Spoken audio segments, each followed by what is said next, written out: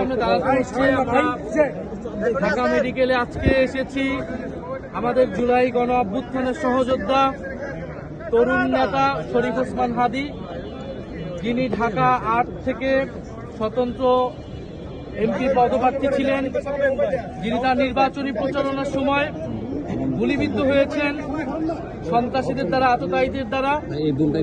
এবং যারা আমরা গণ অভ্যুত্থানে অংশ নিয়েছিলাম, আমাদের গণ অভ্যুত্থানে জুলাই যোদ্ধা, আহত, শহীদ পরিবার, তারা সবাই কিন্তু হুমকির মুখে আছে। এবং সাধারণ মানুষ, তাদের নিরাপত্তা নিয়ে সংকট তৈরি হয়েছে বাংলাদেশে আওয়ামী লীগ, ফ্যাসিস্ট পতিত আওয়ামী লীগ একটি সিকিউরিটি থ্রেট বাংলাদেশ রাষ্ট্রের জন্য, বাংলাদেশের জনগণের জন্য। আমরা দেখেছি যে হাদী ভাইয়ের অবস্থা অত্যন্ত সংকটাপন্ন, এবং আমরা আশঙ্কা করছি এই ঘটনার পিছে বড় কোনো ষড়যন্ত্র আছে।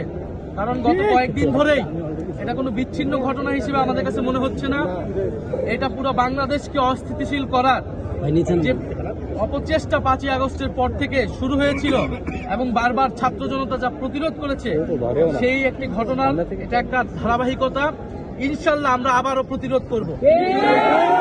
আমরা শরীফ ওসমান হাদী ভাইয়ের সাথে আছি। উনার যে জুলাইয়ের স্পিরিট, আমাদের সেই স্পিরিট আমরা প্রত্যেকে ধারণ করি। আমাদের দল মত ভিন্ন হতে পারে, আমাদের ব্যানার ভিন্ন হতে পারে, কিন্তু জুলাইয়ের প্রশ্নে, বাংলাদেশের প্রশ্নে আমরা ঐক্যবদ্ধ। আমরা জুলাই বিপ্লবীদের প্রতি আহ্বান জানাই, আমরা ফ্যাসিবাদ বিরোধী সকল রাজনীতির পক্ষের প্রতি আহ্বান জানাই, ঐক্যবদ্ধ হন। আমরা ঐক্যের ডাক দিচ্ছি, আহ্বান জানাচ্ছি। এবং এই ষড়যন্ত্রের পিছে, এই হামলার পিছে, এই গুলির পিছে যারা দোষী, তাদেরকে অবশ্যই আগামী 24 ঘন্টার মধ্যে তাদেরকে গ্রেফতার করতে হবে। স্বরাষ্ট্র উপদেষ্টাকে গ্রেফতার করতে হবে, নির্বাচন কমিশনকে তার জবাব দিতে হবে, বাংলাদেশের প্রতিটি নাগরিকদের এবং জুলাই যোদ্ধাদের নিরাপত্তা নিশ্চিত করতে হবে।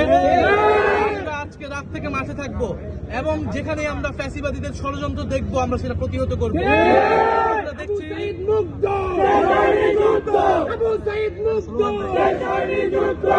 আমরা দেখছি প্রশাসনে ষড়যন্ত্র করার চেষ্টা করা হচ্ছে।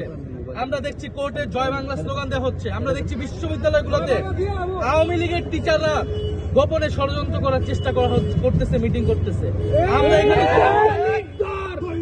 আমরা কোনো দল থাকবো না। জুলাইয়ের প্রশ্নে আমরা ঐক্যবদ্ধ, এবং নির্বাচনকে বানচাল করার, বাংলাদেশকে অস্থিতিশীল করার ষড়যন্ত্রে যারাই লিপ্ত থাকবে তাদের কঠোর বিচারের আওতায় আমরা তার শরীফ ওসমান হাদীর সুস্থতা কামনা করি, আল্লাহর কাছে দোয়া করি।